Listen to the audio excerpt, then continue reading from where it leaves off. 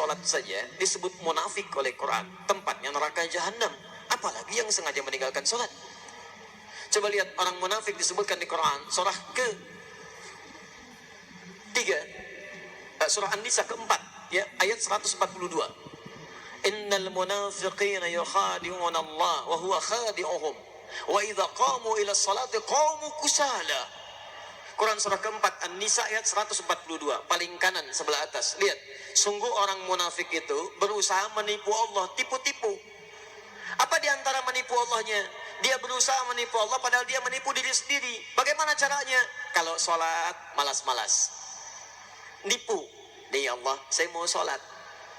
Fisiknya kelihatan sholat, tapi sebetulnya dia enggan menunaikannya. Penipu kan begitu. Datang ke masjid, Allahu Akbar. Begitu orang lain takbir, tiba-tiba tas orang diambil, handphone orang diambil. Di pura-pura di hadapan kita baik, padahal dia mengerjakan apa yang tidak kita sukai. Orang munafik disebut oleh Quran masih sholat. Antum kenal Abdullah bin Ubay bin Salul? Maryam kenal, Abdullah bin Ubay bin Salul kenal, luar biasa. Abdullah bin Ubay bin Salul itu Rasul Munafiqin fil Madinah, tokoh munafik di Madinah. Itu kalau sholat tepat di belakang Nabi, Pak.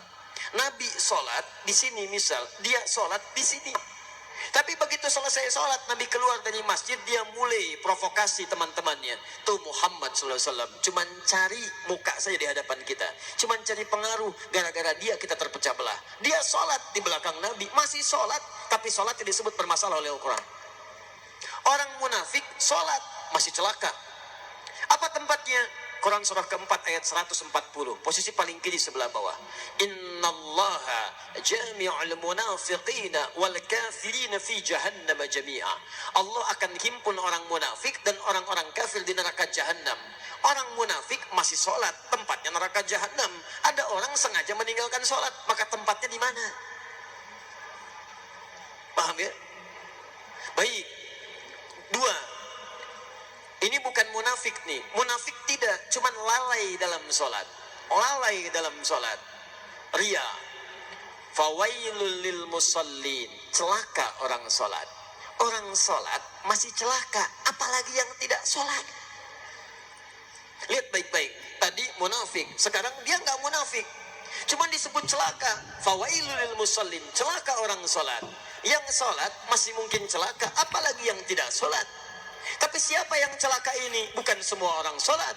Alladzina hum an salatihim sahun. Yang lalai dalam sholatnya.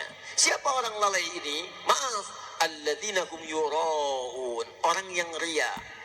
Ria. Kemarin belum punya motor, ke masjidnya biasa-biasa. Begitu punya motor, padahal ini masjid At-Taqwa, ini rumah dia. Muter dulu ke komplek lain. Ayo Pak ke masjid, kapan lagi ke masjid? Padahal ini motor saya. Ria.